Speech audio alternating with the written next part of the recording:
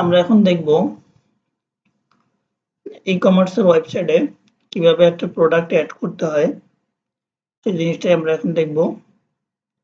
আমরা এখন চলে যাব একটা ওয়ার্ডপ্রেস সাইটে লগইন করব। এট ফার্স্ট আমি লগইন করা আছে, আপনারা সাইটে লগইন করে নেবেন।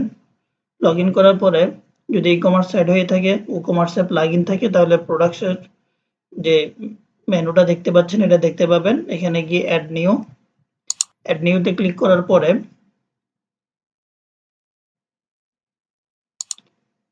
আমি এটা লোকাল হোস্ট থেকে দেখাচ্ছি, তার জন্য লোকাল পিসি থেকে একটু স্লো হচ্ছে।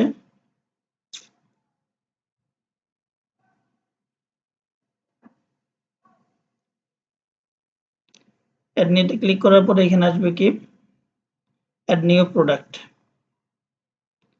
অ্যাড নিউ প্রোডাক্ট আসার পরে আমরা এখানে যে কোনো একটা প্রোডাক্ট লিখে দিব, এবিসি যে কোনো একটা লিখে দিলাম।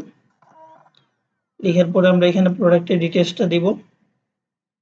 প্রোডাক্টের ডিটেলস যদি সম্ভব হয় দিয়ে দিবেন, না হলে দরকার নেই, তো যেভাবে আছে সেভাবেই থাকবে। রেগুলার প্রাইস 150, আমি এটা ডিসকাউন্ট প্রাইস দিলাম 120, এটা অটোমেটিক ডিসকাউন্টটা শো করবে। তারপরে হচ্ছে ইনভেন্টরিতে অনেকে দেখা যাচ্ছে আমাদের এটা খুবই প্রয়োজন হয়ে পড়ে ইনভেন্টরিটা, যে ইনভেন্টরিতে স্টকটা মেনটেন করার জন্য। তাহলে আমরা যদি এখন স্টকটা মেনটেন করতে চাই, এখানে বিশেষ করে এসকিউটা হচ্ছে একটা প্রোডাক্টের আইডেন্টিটি, যে প্রোডাক্টটা যে এই আইডির নামে আর অন্য কোনো প্রোডাক্ট থাকবে না। তাহলে আমি এখানে দিয়ে দিলাম AB1। তাহলে স্টক ম্যানেজমেন্টের মধ্যে আমরা টিক চিহ্ন দিয়ে দিব। টিক চিহ্ন দেওয়ার পর আমাদের কোয়ান্টিটি দেখাবে যে আমাদের এখানে কোয়ান্টিটি আমরা এখানে কটা প্রোডাক্ট দিচ্ছি। আমরা যদি 10টা দিই তাহলে এখানে 10টা প্রোডাক্ট থাকবে। থাকার পরে এটাতে আমাদের স্টক ম্যানেজমেন্ট হয়ে যাবে, যদি সহজ ভাষায় বলি। এই পাশে আসার পরে দেখতে হবে প্রোডাক্ট ক্যাটাগরি, যে আমরা কোন ক্যাটাগরিতে প্রোডাক্টটা আপলোড দিচ্ছি। আমি যদি এটাকে এখন পপুলার আইটেম, আমার একটা প্রোডাক্ট ক্যাটাগরি করে রাখছি পপুলার আইটেম, তাহলে আমি ওটাতে ক্লিক করে দিব। এরপরে এসে যদি কোনো ক্যাটাগরি না থাকে তাহলে অ্যাড নিউ ক্যাটাগরি, এখান থেকে আমরা ক্যাটাগরিটা ক্রিয়েট করে নিব। হচ্ছে প্রোডাক্টের ইমেজ। প্রোডাক্টের ইমেজের জন্য যদি আমাদের মিডিয়া লাইব্রেরিতে কোনো ইমেজ থাকে তাহলে আমরা মিডিয়া লাইব্রেরি থেকে নিয়ে নিব। যেমন আমরা মিডিয়া লাইব্রেরি থেকে এই পিকচারটা নিয়ে নিলাম।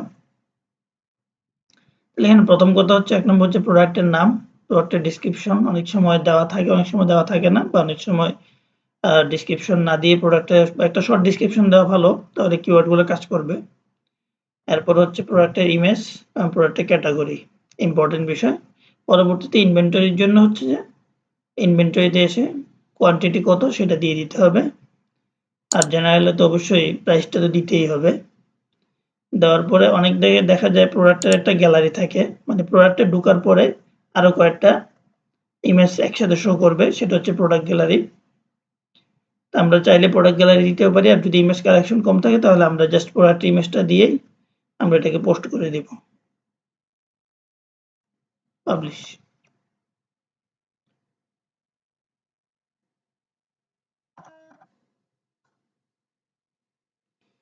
পাবলিশ করার পরে আমরা এটা প্রিভিউ দেখি।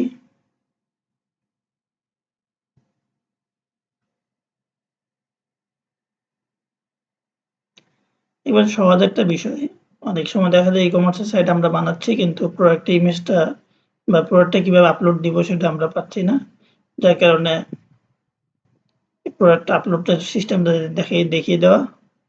যেমন এই প্রোডাক্টটা আমি একটু আগে আপলোড দিয়েছিলাম এবিসি দিয়ে, মানে এখানে 150 টাকা, আমি এখানে কিন্তু কোনো কত পার্সেন্ট ডিসকাউন্ট কোনো কিছুই আমি উল্লেখ করি নাই, জাস্ট আমার 150 টাকা হচ্ছে রেগুলার প্রাইস, সেল প্রাইস হচ্ছে 120 টাকা, আমি এখানে দিয়ে দিলে অটোমেটিক চলে আসবে। ডলার চিহ্ন দেওয়া আছে, যদি কমার্সের সাইডে আপনি ডলার হিসেবে দিয়ে রাখেন সেটিংয়ে, তাহলে ডলার আসবে, টাকা দিলে টাকার চিহ্ন আসবে। এটাই হচ্ছে একটা প্রোডাক্ট কিভাবে আপলোড করতে হয় একেবারে সংক্ষিপ্ত আকারে। এভাবে আমরা একটা প্রোডাক্ট আপলোড করতে পারি। তো আপনারা যদি আমার চ্যানেলে নতুন হয়ে থাকেন অবশ্যই সাবস্ক্রাইব করবেন।